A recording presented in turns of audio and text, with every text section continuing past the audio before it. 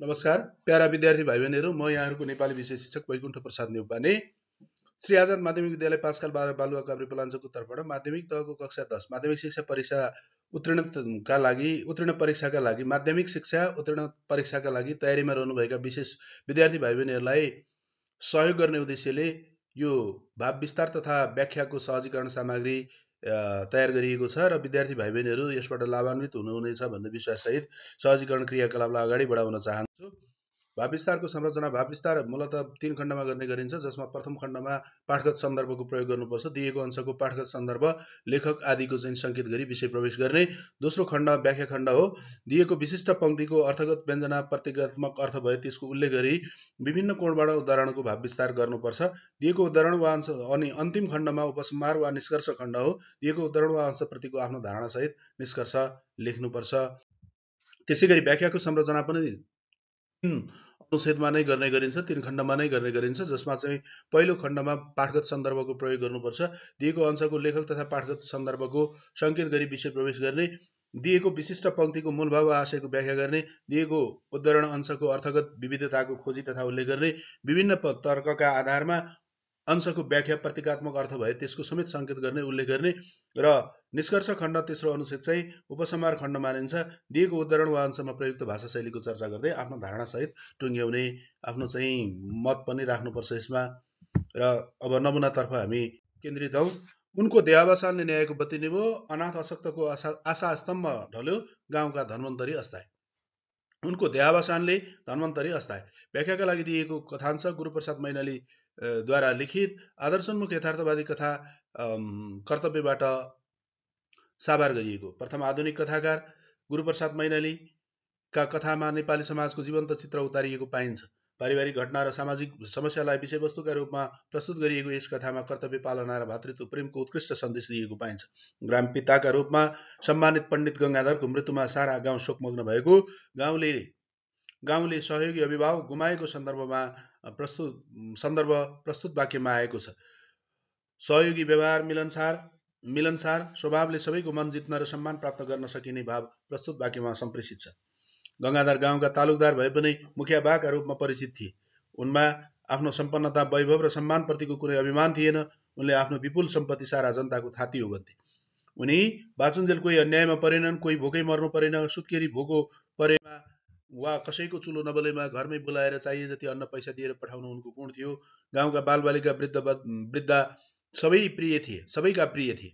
उनको निधनमा गाउँका भोका, नाङ्गा, दुखी, दरिद्रीहरूले बाबु मरेको महसुस गरे भने बुढाबुढी र असहायहरूले आफ्नो टेक्ने लौरी भाँचिएको महसुस गरे। अनाथ अशक्तको आशा स्तम्भ ढलेको अनुभूति गरियो। न्यायमूर्ति गङ्गाधरको निधनले न्यायको बत्ती निभेको महसुस गरियो। गङ्गाधर सारा गाउँको समस्याका समाधान थिए, आडर र भरोसा थिए। उनको निधनमा 10 गाउँका मानिस दुखी भए। गाउँदेखि खोलासम्म मलामीको लहर गोलायो।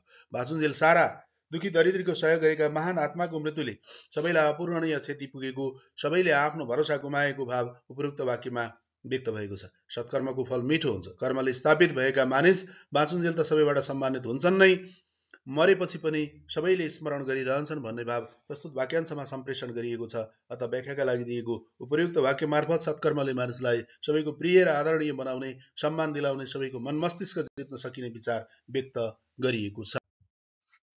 कुकुर अज्ञानी पशु हुनाले बोलाएपछि मात्र जान्छ, मानिस चाहिँ ज्ञानवान हुनाले बखत मौका विचार गरेर आफै जानुपर्छ। प्रस्तुत कथांश प्रथम आधुनिक कथाकार गुरुप्रसाद मैनालीद्वारा लिखित कर्तव्य कथाबाट साभार गरिएको हो। सामाजिक तथा पारिवारिक विषयवस्तुमा आधारित आदर्शोन्मुख यथार्थवादी कथा हो। यस कथामा कथाकारले कर्तव्यको पालनाले मानिसको गरिमा वृद्धि हुने तथा भातृत्व प्रेमको सन्देश दिएका छन्। कथामा मुख्य पात्र मुरलीधरले आफ्नो श्रीमती कमलालाई कुलको मर्यादा तथा कर्तव्य पालना सम्झाउने क्रममा उपरोक्त वाक्य आएको छ। व्याख्याका लागि दिएको उपरोक्त वाक्यमा मानिसले पशुवत व्यवहार गर्न नहुने, बखत मौका विचार गरी आफ्नो भूमिका निर्वाह गर्नुपर्ने विचार व्यक्त गरिएको छ। कथाका प्रमुख पात्र मुरलीधर र उनका सहोदर भाइ श्रीधर बीच जिउनी खेतको विषयलाई लिएर बोलचाल बन्द भई पानी बाराबारको अवस्था सिर्जना भयो। अभिमान, अहङ्कार र प्रतिशोधका कारण श्रीधरले आफ्नो एकमात्र छोरो शशिधरको विवाहमा दाजु मुरलीधरलाई निम्त्याउन आवश्यक ठानेनन्। सारा इष्टमित्रको उपस्थितिमा सम्पन्न हुने विवाहमा मुरलीधरलाई निम्तो दिइएन। आफ्नै घरको झ्यालबाट दुलहा अन्माएर बरियाती जानेको अवलोकन गरिरहेका मुरलीधरले जन्तीमा अल्लारी ठिटा मात्र देखे, साथै उनले दुलाहाको बाबु फलाइँचामा पल्टिरहेको दृश्य समेत देखे।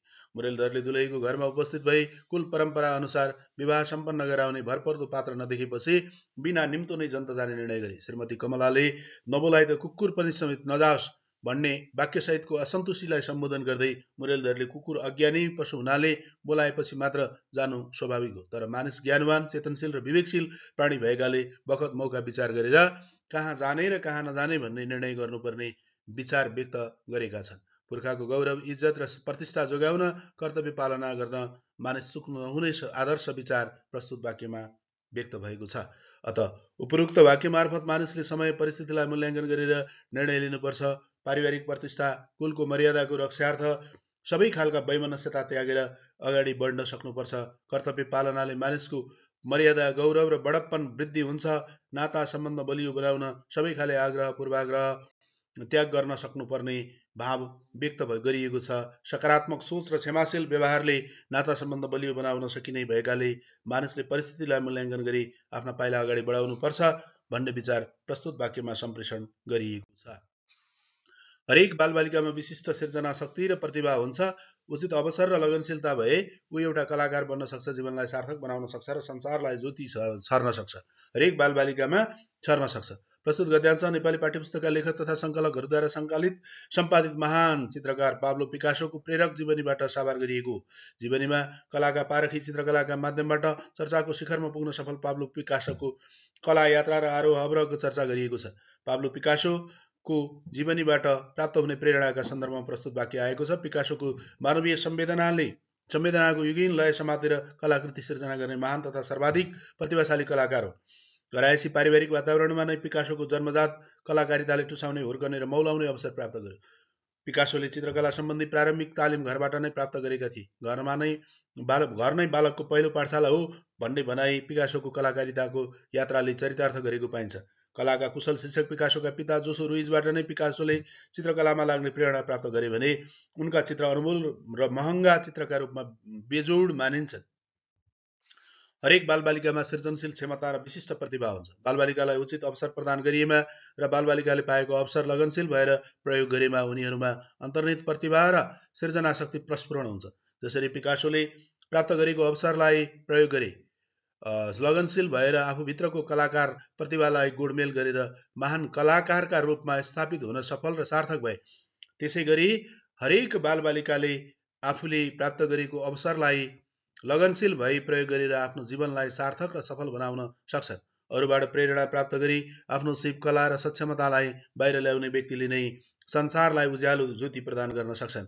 अत व्याख्याका लागि दिइएको उपरोक्त गद्यांशमा बालबालिकाको व्यक्तित्व विकासका लागि उचित अवसर प्रदान गर्नुपर्ने र आफूले पाएको अवसरलाई सदुपयोग गर्ने बालबालिकाले आफ्नो क्षमता र प्रतिभा प्रस्फुटन गराई समाजमा उज्यालो छर्न सक्ने भाव व्यक्त भएको पाइन्छ।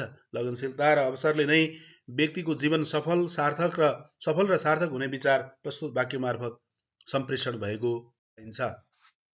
बन्दुकभन्दा कलम र कुची बलियो हुन्छ।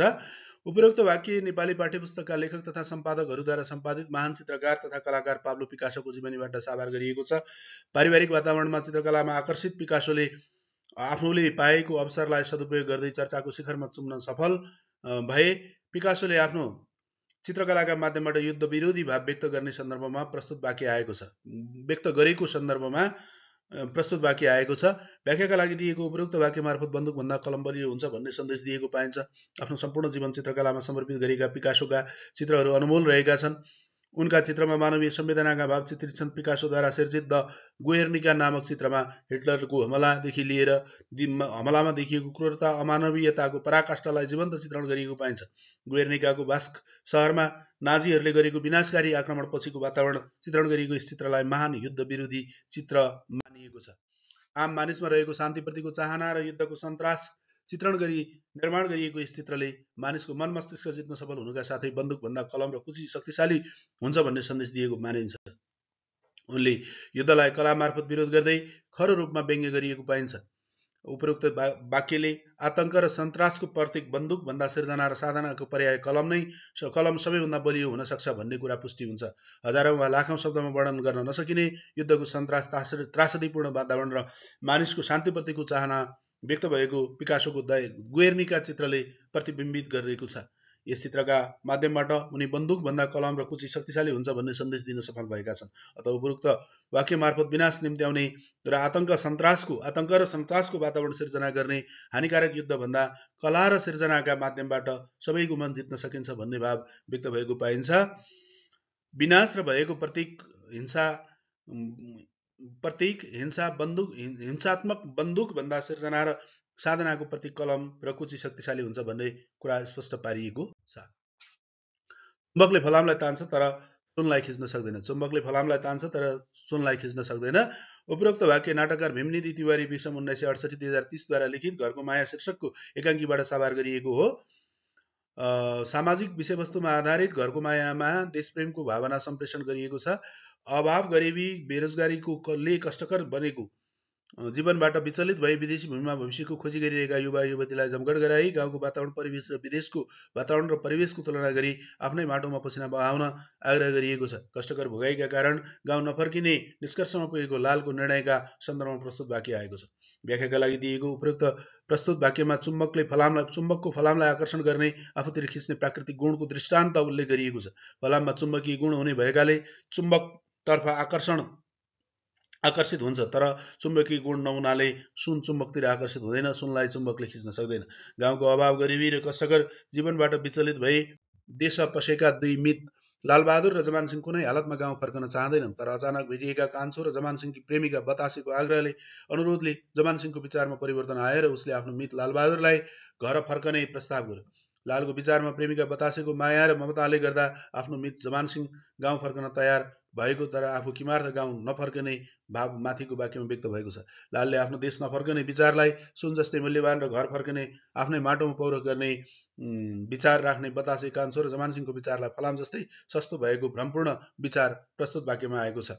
अत उपरोक्त वाक्यमा एकाङ्कीको पात्र लालबहादुरमा गाउँको दुःख कष्टपूर्ण जीवनबाट वितृष्णा पैदा भएकाले विदेशमै बसेर धेरै धन कमाउने र सुखी जीवन बिताउने लालसा रहेकोले घर फर्कन चाहँदैन। उसले बतासे, कान्छो र जमानसिंहको घर फर्केर स्वदेशमै पसिना बहाउने, एक गेडो मकै मात्र उब्जाउनु परे पनि आफ्नै माटामा उब्जाउने विचारलाई तुच्छ ठानेको छ र विदेशी भूमिमा दुःख गरेर सुख खोजी गर्ने आफ्नो विचारलाई सुन जस्तै मूल्यवान ठान्दै कदाचित नफर्किने भाव प्रस्तुत वाक्य मार्फत व्यक्त गरेको छ।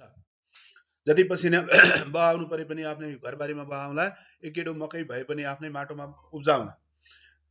उपर्युक्त वाक्य एकाङ्कीकार भीमनिधि तिवारी विषम 1968-2030 द्वारा लिखित घरको माया शीर्षकको एकाङ्कीबाट साभार गरिएको हो।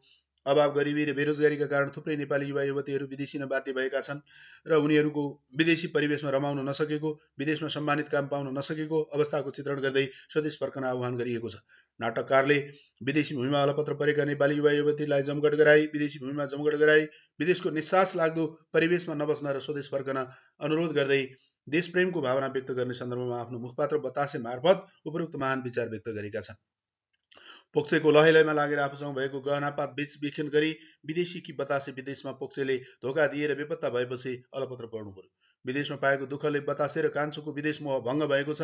2 दिनसम्म भोकै बस्नु परेका बतासे र कान्छाले गाउँकै लालबहादुर र जमानसिंहलाई भेट्दा सहारा पाएको महसुस गरे। विदेशको अपमानित, उपेक्षित र तिरस्कृत जीवनभन्दा स्वदेशमै पौरख गरेर स्वाभिमानी जीवन बिताउने निष्कर्षमा पुगेकी बतासेले लाल र जमानसिंहलाई सम्झाउँदै प्रस्तुत विचार व्यक्त गरेकी हुन्। एक गाँस खान र एक दरो लाउनको लागि विदेशमा घुटिनुभन्दा स्वदेशमा नै दुःख गर्नुपर्ने विचार प्रस्तुत वाक्यमा व्यक्त भएको छ। विदेशमा अरूको हेला हाँसो सहेर, इज्जत गुमाएर काम गरेर सुखको खोजी गर्नुभन्दा जति परिश्रम गर्नु परे पनि, पसिना बहाउनु परे पनि आफ्नै माटामा गर्नुपर्छ। एक गेडा मकै मात्र भए पनि आफ्नै माटोमा उब्जाउनु पर्छ भन्ने देशभक्तिपूर्ण भावना प्रस्तुत वाक्यमा व्यक्त भएको छ। आफ्नो माटोमा गरिएको पौरखले हामीलाई स्वाभिमानी बन्न प्रेरित गर्दछ, इज्जत दिलाउँछ। अत सरल भाषा र पात्र अनुकूल भाषाको प्रयोग गरी लेखिएको उपरोक्त वाक्य मार्फत विदेशी भूमिमा पसिना बगाएर सुखद भविष्यको लागि सङ्घर्ष गरिरहेका आम युवा युवतीलाई आफ्नै देशमा श्रम गर्न, स्वाभिमानी जीवन बाँच्न प्रेरित गरिएको छ। विदेशिएका सम्पूर्ण युवा युवती स्वदेशमै फर्केर आफ्नो माटोमा श्रम गर्नुपर्ने देशप्रेमको भाव व्यक्त गरिएको छ। आमा मेरो उत्प्रेरणाको केन्द्रबिन्दु हुनुहुन्थ्यो। आमा मेरो उत्प्रेरणाको केन्द्रबिन्दु हुनुहुन्थ्यो। उपरोक्त कथांश कथाकार बिना थिङ 2037 द्वारा लिखित आयाम कथाबाट साभार गरिएको हो। नारी समस्यामा आधारित सामाजिक कथा आयाममा नेपाली समाजमा एकल महिलाका कारुणिक तथा मार्मिक भोगाईलाई विषयवस्तुका रूपमा प्रस्तुत गरिएको छ। विधवा विवाहको पक्षमा वकालत गरिएको प्रगतिवादी यस कथामा मुख्य पात्र याङजीले आमालाई आफ्नो जीवनको कुशल अभिभावक र प्रेरणाको प्रमुख स्रोतको रूपमा लिएको भाव व्यक्त गर्ने सन्दर्भमा प्रस्तुत वाक्य आएको छ।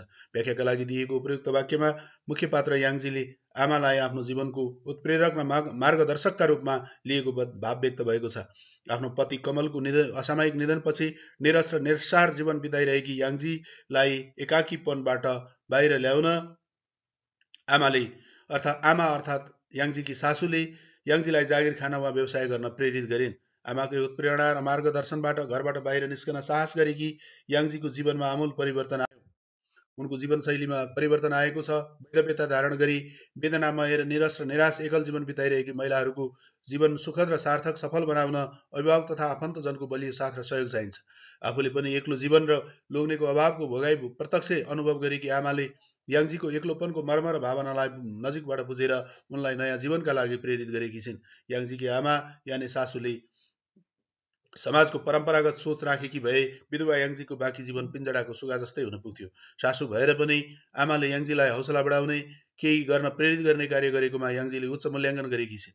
अत उपयुक्त वाक्य मार्फत आमाले याङजीको जीवनलाई गतिशील बनाउन सार्थक बनाउन प्रेरणा प्रदान गर्ने आदर्श सासूको सन्देश प्रवाह गरेकी छिन्। हरेक अभिभावकले सकारात्मक सहयोगबाट एकल महिला तथा विधवाको निराश जीवनमा परिवर्तन ल्याउने भाव व्यक्त भएको छ। हरेक सासूहरूले आमाले झैँ आमाको भूमिका निर्वाह गर्न सक्नुपर्ने र बुहारीलाई छोरीको स्थानमा राखी मार्गदर्शन गर्नुपर्ने, आत्मनिर्भर र सक्षम बन्न प्रेरित गर्नुपर्ने उत्कृष्ट विचार व्यक्त भएको छ। जीवनमा सानो घटनाले पनि अथाह खुसी दिन सक्ने रहेछ। उपयुक्त वाक्य कथाकार बिना थिङ 2037 द्वारा लिखित आयाम कथाबाट साभार गरिएको सामाजिक तथा पारिवारिक विषयवस्तुमा आधारित यस कथामा सासू बुहारी बीचको सुमधुर तथा आदर्श सम्बन्धलाई विषयवस्तुका रूपमा प्रस्तुत गरिएको छ। कार्यालय प्रमुख सुराजले याङजीलाई हरियो कुर्ता र टिकामा खुब सुहाउँछ भन्दा याङजीले आफ्नो मन हलुका भएको सुखद अनुभूति व्यक्त गर्ने सन्दर्भमा प्रस्तुत वाक्य आएको छ। आयाम कथाबाट साभार गरिएको उपयुक्त वाक्यमा मानव जीवनमा सानो सानो घटनाले पनि अथाह अर्थात् धेरै खुसी प्रदान गर्न सक्ने विचार व्यक्त गरिएको छ। मानव जीवन भन्नु नै सुख र दुःखको सङ्गम हो। जीवनमा कहिले सुख र कहिले दुःखको अनुभूति महसुस हुनु स्वाभाविक हो। हरेक मानिसको जीवनमा विभिन्न किसिमका घटना घट्ने र ती घटनामध्ये कतिपय घटनाले गहिरो दुःखको अनुभव गराउँछ भने कतिपय घटनाले परम सुखको अनुभूति दिलाउँछ। पति कमलको निधनपछि एकल महिलाको रूपमा निस्सार र एकाकी जीवन व्यतीत गरिरहेकी याङजीलाई उनकी प्रेमी कार्यालय प्रमुख सुरजले तिमीलाई हरियो कुर्ता र टिका सुहाउँछ भनेकोमा उनले असीम आनन्द महसुस गरेकी छिन्, सुख प्राप्त भएको महसुस गरेकी छिन्, खुसी व्यक्त गरेकी छिन्, खुसी भएकी छिन्। उनलाई केही राहत र शान्ति मिलेको अनुभूति भएको छ। उनको भारी मन केही हलुका भएको महसुस गरे। अतः उपयुक्त वाक्यमा याङजीको वैयक्तिक अनुभूति व्यक्त गर्दै जीवनमा घट्ने कतिपय साना साना घटनाले पनि परम आनन्द, प्रशस्त खुसी र सुख दिन सक्छन् भन्ने भाव व्यक्त भएको छ। सामान्य ठानिएका घटना वा वाक्यले पनि मानव जीवनमा अपार हर्ष, सुख र खुसी प्रदान गर्न सक्ने भाव उपयुक्त वाक्य मार्फत सम्प्रेषण गरिएको छ। अतः विद्यार्थी भाइ बहिनीहरू जहाँ रहनुहुन्छ स्वस्थ मस्त र व्यस्त रहनुहोस्। तपाईहरुलाई यो भिडियो सामग्री उपयुक्त लागेमा लाइक, शेयर र सब्स्क्राइब गर्न नभुल्नुहोला। हामी नेपाली इलर्न युट्युब च्यानल मार्फत यस्ता धेरै उपयोगी सामग्री सहित उपस्थित हुनेछौँ। धन्यवाद, नमस्कार।